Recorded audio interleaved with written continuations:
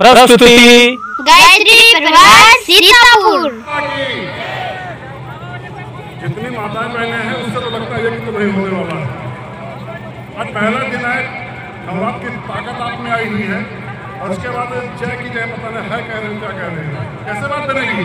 भारत माता की, भारत माता की। अब वही बात अब निवेदन करेंगे आप सभी लोगों से, जिन बहनों की लाइन टेढ़ी है उसको सीधी कर लें, ठीक है? ये ऐसा लगे कि हम गायत्री परिवार का कार्यक्रम होने जा रहा है, ठीक है? बाजार में तो है नहीं, शासन के कार्यक्रम हैं तो अपनी पत्ती पहले सीधी करें, वीडियोग्राफी होगी, फिर उसको भेजा जाएगा बाहर, तो देखेंगे तो क्या कहेंगे आप लोग, है ना? तो सबसे पहली बात क्या है, हमको सबको पंक्ति में बैठ जाना है लाइन बना करके। अगर हमको किसी दूसरे पर शासन करना है तो अनुशासन में रहना होगा, ठीक है? तो अनुशासन सबसे बड़ी ताकत है। शासन जब खुद पर शासन तो किसी दूसरे पर भी अनुशासन का पालन कर सकते हैं। तो जो भी भाई बहन हमारे हैं इधर उधर उनसे भी निवेदन है, वो भी अगर जगह पाएंगे कहीं पर तो बैठ जाए। और पीछे से जो हमारे बहनें बैठी है सीधे कर ले, गेट के बराबर आकर बैठे इधर, यहाँ पत्ती बराबर कर ले, इस साइड में आ जाए, इस साइड आगे चले जाओ, बोले दूसरा खंभा उसके बाद इधर सामने से इधर आ जाए, दूसरे खंभे से पीछे आ जाए, एक लाइन और बना देना। चलिए आए सभी लोग जो यहाँ से आपको सूचना मिले उस सूचना के अनुसार ही आप लोग काम करें, तो आपका कार्यक्रम भी व्यवस्थित तरीके से संपन्न होगा। और गुरुदेव के अनुदान प्रदान तभी मिलेंगे जब आप अनुशासन में रहेंगे। अगर आप यहाँ पर कमाऊ पुत्र बन करके आए हैं, गुरुदेव को गुरुदेव कहते हैं हमारे दो पुत्र हैं, एक कमाऊ पुत्र है, वो एक लूटू पुत्र है। कमाऊ पुत्र वो है जो अनुशासन में रहता है, गुरुदेव की मर्यादाओं के अंदर जो रहता है वो कमाऊ पुत्र है। और जो यहाँ पर केवल पुण्य लूटने के उद्देश्य से आए हैं, जब यज्ञ शुरू होगा और साल करके पुण्य को लूट लेंगे तो क्या है, उसको कहते हैं लूटू पुत्र। मतलब क्या है, कमाऊ है, लूटू पुत्र है, क्या है कमाऊ है। तो अनुशासन में जो भी आपको बात बताई जाए उसके अनुरूप हम लोग काम करेंगे तो बात बन जाएगी। और बस अभी 10 मिनट के बाद यहाँ से सभी लोग निकल रहे हैं अपने गंतव्य की ओर। जिस कार्यक्रम के सभी को सभी से इंतजार था कि कब कलश यात्रा होगी, कब 24 की होगा।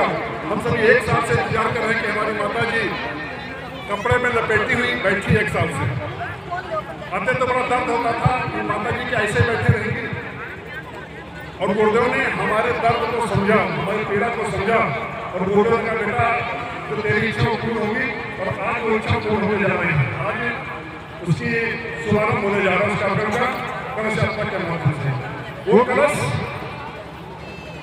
जिसमें 33 करोड़ देवताओं का निवास होता है, और जिसमें 33 करोड़ देवता का निवास हो, उस कलश को धारण करने के लिए 66 गुना ताकत हमारे में होगी, तभी तो कलश को धारण कर पाएंगे।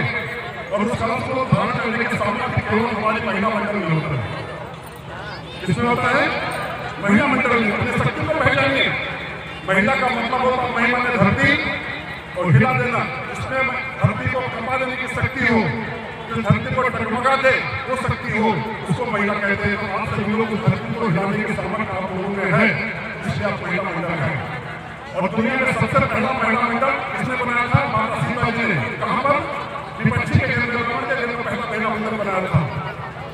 और हम सब उन्हीं के अंग अवयव हैं, हम उन्हीं के साथी सहचर हैं। इसलिए निवेदन है आप अपनी शक्ति को पहचाने, और जिस उद्देश्य के लिए हम सब लोग यहाँ पर आए हैं उसमें हम अपना समय, श्रम और साधन जो भी हमारे पास लगा दें। और गुरुदेव के क्षेत्र में हम जो व्यवस्था होएंगे उस व्यवस्था में गुरुदेव हमारे विश्व फसल पहनाएगी, और हम धन्य हो जाएंगे, हमारा परिवार धन्य हो जाएगा, हमारा समाज धन्य हो जाएगा, हमारा गाँव धन्य हो जाएगा। इसमें अगर हम कलश यात्रा के लिए निकले हैं तो आपको सामर्थ्यवान है, और काम उन्हीं को सौंपा जाता है जिसके ऊपर ताकत होती है। और आप वास्तव में शक्तिशाली हैं, ताकतवर हैं। और अभी आप लोग एक विशेष ऊर्जा को लेकर के यहाँ पर आए हैं। 2 दिन का अनुष्ठान करके लगभग इसमें सभी लोग व्रत रहे होंगे। अभी नौ दुर्गा का अनुष्ठान करके आए हैं, और नौ दुर्गा की जो शक्ति है आपने समाहित है, उस नौ शक्ति को लेकर के आप सभी लोग चलेंगे आज के लिए। और कलश यात्रा को व्यवस्थित तरीके से संपन्न करने के अनुशासन को सभी लोग पालन करेंगे। साधन व्यवस्थाएं पूर्ण रूप से उपलब्ध है, हर चीज उपलब्ध है, बस आपको अनुशासन के अंदर रहना है। उस कलश को लेकर के यहाँ से भी चलना है और जो आप वहाँ से कलश लेकर के जाएंगे उस कलश को आपको गंगा जी से प्रार्थना करके वहाँ से दिव्य जल लेगी और उस दिव्य जल को अपने कलश में स्थापित करके अपने सर पर रख करके जब वहाँ से लेकर के इस यज्ञशाला परिसर में दोबारा वापस आएंगे तो उसी दिव्य जल से 33 देवताओं का पूजन होगा, आह्वान होगा, वंदन होगा और अभिनंदन होगा। अंत में उसी के बाद में शांति पाठ होता है तो आपको पुनरावृत्ति के रूप में उसी जल के क्षेत्र पर डाली जाएगी। आपके परिवार में, आपके घर में, आपके आत्मा में शांति का वातावरण बन जाए, इस भाव के साथ का शुभारंभ सभी लोग करेंगे।